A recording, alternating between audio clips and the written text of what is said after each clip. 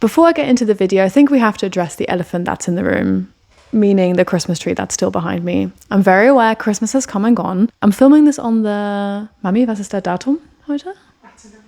On the 18th of January. My mum's coming to visit. I thought it'd be really cute to have the Christmas tree still up. It's gonna go, don't worry. I see your comments. I know Christmas is over. Sue me. As you've probably guessed from the title, today I want to talk about Wicked the movie and Wicked the musical. I have to preface this video by saying that For Good has been on my karaoke list as soon as YouTube came into existence and I started forcing my friends to duet No Air by Chris Brown and Jordan Sparks with me at home. But that being said, I actually never saw the live stage show until very, very recently. Does that make me a fake fan?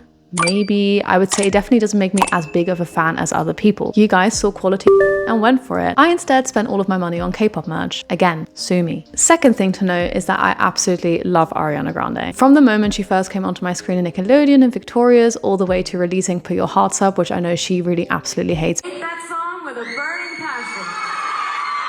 With a burning passion of 1,000 suns. I hate that song. But I ate that up. To her first album, and of course I had Honeymoon Avenue and Tattooed Heart blasting from my speakers. Ask my dad, he will vouch for me. All the way into her now career as also a movie star and being in Wicked. So I'm 100% biased when it comes to talking about her taking on the role as Glinda. It's just something to keep in mind. So yesterday evening, I finally saw the musical. It's been a long time coming. I've been wanting to go for ages, but musical theatre tickets are expensive. And again, I spent the money on K-pop merch instead. I thoroughly enjoyed it. It was amazing. The music is amazing. The lighting is amazing. The staging is amazing. The actors were great. And just the atmosphere that you get from a live stage production is very different to that you get in a cinema watching a movie. I will say that the amount of people that apparently need to get up during a musical to go to the toilet, go get some more snacks, take a call, I don't really know what they're all doing, is slightly annoying. I also saw both movies. I dragged my dad to both of them. He's been an Ariana Grande fan as well because I used to always watch Sam and Cat and Victoria's and he would kind of watch over my shoulder while he was doing other stuff. And he actually thoroughly enjoyed the movies. He actually enjoyed the second one more than the first one, which is not a common opinion to have. But I also love the movies. Fiora was eye candy, Glinda was eye candy. And again, it's a project that Ariana Grande is aligned to, so of course I'm gonna go watch it and eat it up. I'm very biased. I think she's really cool. I'm very parasocially connected to her. But I am going to try and be critical and as unbiased as I can be in today's video. I want to talk about the differences between the stage play and the movie. And again, it's all just my opinion. This will be very different for different people. It depends what you enjoy from music, why you go to the theater, why you go to the movies, etc. And also for people who've been watching the stage play since they were young and have been huge fans,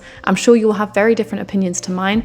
Please leave them in the comments below. I want to have a conversation about it. I'm by no means saying that what I'm saying today is the right thing. So first, let's look at movie 1 versus act 1 of the stage musical. In case you didn't know, the first movie ends where the first half of the musical ends. The runtime of the musical, I want to say, is about 2.5 hours or something like that. And it's important to keep in mind that each movie falls on that time mark. So already going into it, you might think, how have they filled up all this additional time? And that's something that we're definitely going to hit on in this video. Going into the play, I have to admit, I only knew Idina Menzel and Kristen Chenoweth from Glee. You know what I call an afternoon where I'm getting drunk? An afternoon. The fella said I While the songs of Wicked had been in my karaoke list specifically for Good and Defying Gravity, I never really connected as much with it. I'd listened to the original recordings and stuff, but that's all I really saw. I wasn't like, oh yeah, I definitely know who Idina Menzel is. I know, shame on me. But then when they were both in Glee, and Glee also did like a tribute to Wicked, kind of the whole love built up, and now I obviously know exactly who they are, and I've watched recordings on YouTube of them originally in the Broadway version. Going from watching the movie first and then into the stage play can feel rushed, but I don't think it necessarily is. There are just less pauses between moments that happen in the stage play than there are in the movie. Naturally, the movie has more time to breathe and more time to explore certain emotions and motives for characters making specific decisions. And so I do think that movie 1 did an amazing job at exploring the friendship between Elphaba and Glinda and how it builds up. And you also have scenes like the Oscars ballroom, which feel quite different tonally to me. In the stage play, and again, I watched it on the West End, it might be different on Broadway. It will also differ per actor. Some people will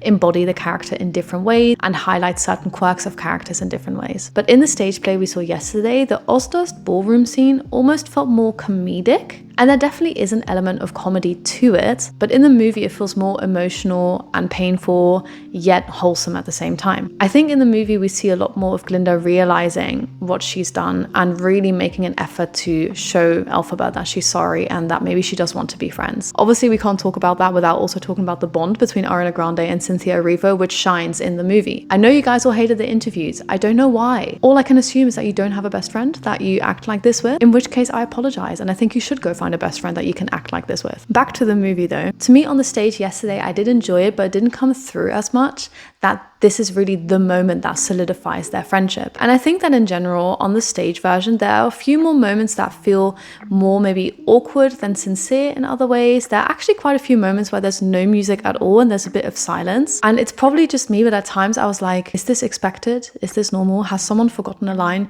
Which obviously they haven't. These people are absolute professional actors. But sometimes it kind of threw me off a little bit. I also think that Dancing Through Life comes to life a lot more in the movie. Again, obviously it's a movie. It's a lot easier to do. We've got lots of different angles. We've got huge sets. So you have to take that into account. But the one thing I'll say that I do think is a fair comparison is that I feel in the movie that Dancing Through Life is a bit more of a moment for Fiero and Glinda to connect and really fall for each other. I think in general in the movie, I got more of a sense that Fiero does actually really like Glinda, whereas on the stage, I felt more like from the beginning, he's like, yeah, whatever, it is what it is. Of course, also a thing to know is that in the theater, I wasn't sat at the front of the stage. And so maybe there were looks and glances and little things that happened that I missed because I sat further back. So touching on the Osdos ballroom scene and Dancing Through Life, I think because they hit so different in both versions, it kind of made it harder for me sometimes in the stage play to understand just how close Glinda and Elphaba were. And I think if it was the first time that I saw it, I don't think that would shine through as much, which then in turn I think makes the stakes a little lower and affects for good at the end of the stage play, but we'll get to that. So if at this point you can't tell, I think it's clear to say that I personally prefer the first movie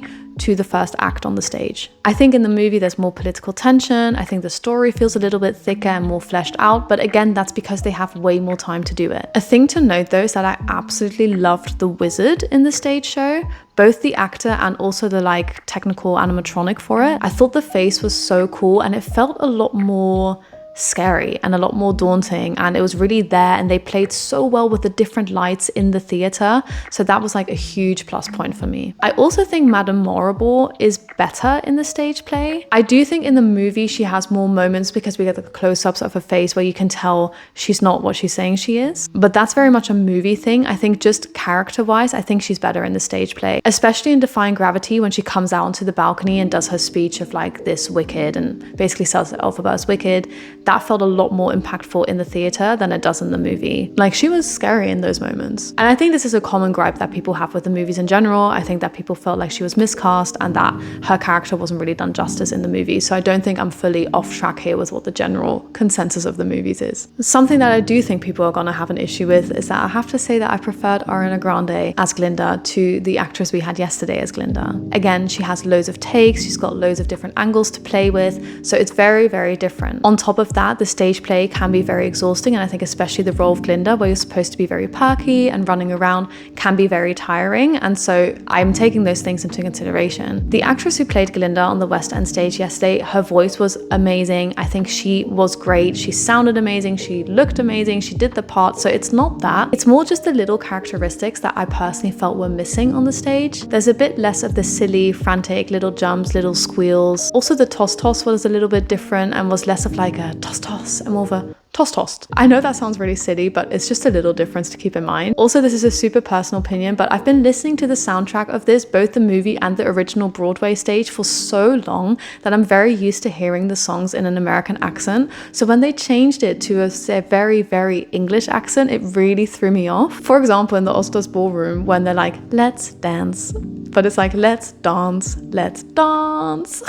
It just felt a bit off for me, but that's just because I'm so used to the American version. I'm sure for someone who's just seeing the play for the first time, that isn't a thing, but it's just something I wanted to quickly mention in there. And again, I am biased. I saw the movie first. I know that's probably not the way to have gone about it, but because of that, the first movie has a bit of a special place in my heart, and I just really think that Ariana Grande thrives as Glinda. I think it's very clear that she studied that character for such a long time and that she's got so much passion for it. Of course, also helps that she's got a relationship with Kristen Chenoweth. So again, a bit biased there, but I do think it's a fair comparison to make that just in terms of the frilliness and the silliness of Glinda. It didn't come out as much on the stage for me. But again, the actress has to be careful not to completely exhaust herself during it because she has to do this play multiple times a day, probably twice a day, multiple days a week. The last thing I'll note about Act 1 versus movie 1 is that I think Defying Gravity actually works better on the stage. In the movie, it is amazing. Cynthia Erivo, what a queen. Her vocals are fantastic. I love the way that they put like an echo and a reverb on her vocals, so it really feels like she's kind of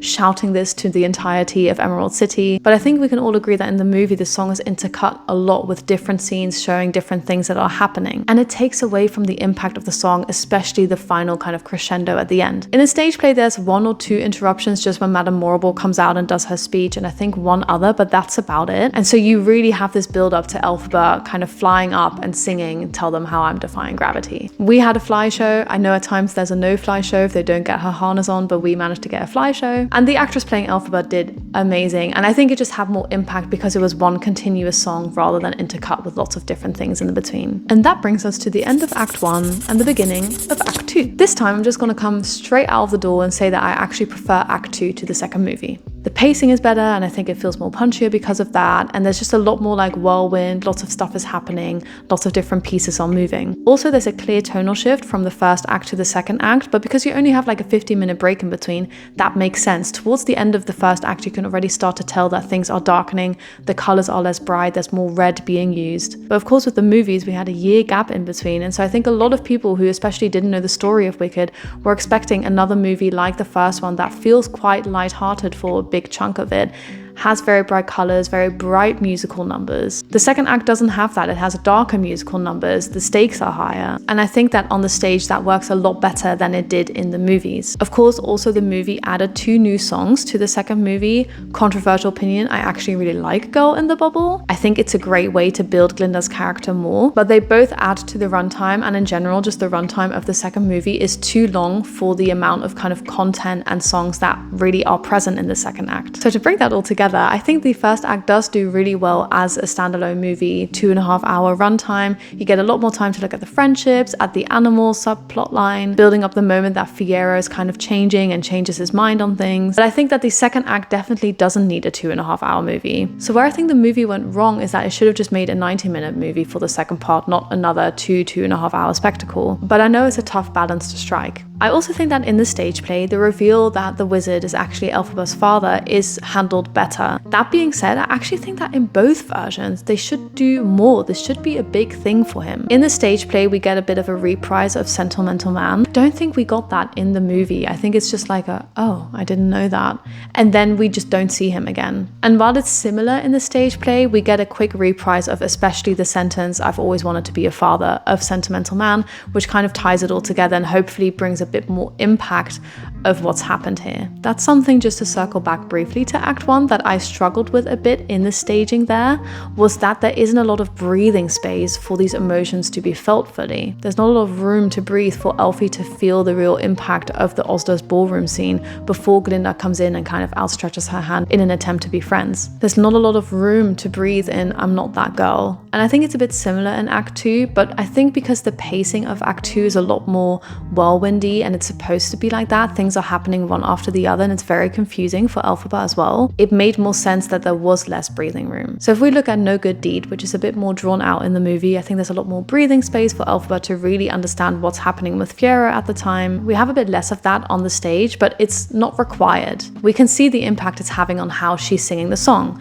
which, by the way, the actress did absolutely amazingly. No Good Deed was fantastic last night. I think As Long As You're Mine was as well. I think that song in general works a little bit better on the stage. It felt a little bit more intimate because they're just sat in like a corner of the stage singing to each other. That being said, I do think I prefer the kind of standoff between Glinda and Elphaba in the movie than I did on the stage. Again, they've got a lot more to play with. There's a lot more comedic action happening. They can kind of hit each other a little bit more. So it still worked really, really well on the stage. 2 things to note though. I think the Tin Man transformation and the Scarecrow transformation worked a bit better in the movies, but again, I think that's mostly due to movie magic rather than actual storytelling. I think in the movie they're able to give the Tin Man transformation almost like a horror aspect, which it has less in the stage, again, because it's a stage, it's happening live in front of you. That being said, I think they follow the Tin Man better on stage, and when he comes back briefly, I think that had more impact than it did in the movies. In the movies, it felt a little bit like he was kind of just discarded towards the end. Fiyero turning into the Scarecrow, again, I think in the movie it hits a bit more because you can actively see the close-up of him, and you also see the visions of that kind of happening while she's singing No Good Deed. And obviously that's not something we're going to get on the stage play, and again, because I wasn't sat at the front, you can't really see he's not himself at the end, and so it feels more of a, oh, he is alive, than a, he's turned into the Scarecrow. I think if you don't know the story, it's something you probably won't have picked up on. It's not a huge plot point, but it's something just to kind of note. Of course, then we have For Good towards the end of the second act, and I think it works really well in both the stage and the movie. The only difference I would say is because the movie had the first one to really build up their friendship, this had a bit more emotional impact. And I think also because the actresses were given a little bit more freedom, we got the I love you, we got the crying, the camera held on that shot of seeing them both on equal sides of the door, that builds a lot more emotional impact. Again, that's something they can't really do on the stage version. But I think if the first act had a few more moments where we could just sit with the characters, For Good would have a bit more of a bigger emotional impact. It still really does, but I think it could be bigger. So all in all, what do I think? And again, this has all been just a personal breakdown of what I prefer, not at all about what really is better quality. I think both are fantastic. The stage clearly led the way for the movie and deserves its credit and respect for that. The movie's able to dive deeper into certain aspects of the story, both the friendships and the politics on the side of it. Because it's a movie, they were able to split it into two, elongate the runtime, and through that we're just given a lot more freedom with some of the characters. However, I think it falters with that in the second half because it chooses to have this longer runtime, add in additional songs, when actually the story doesn't require that runtime. I think if you're a fan of the movie, it's definitely worth going to see it on stage and seeing what the original intention behind it was. And it's just a fantastic musical all in all. Obviously, throughout this entire video, I've been comparing it to the movie, but if we just look at it from terms of being a musical, and if I compare it to other musicals I can see on the West End,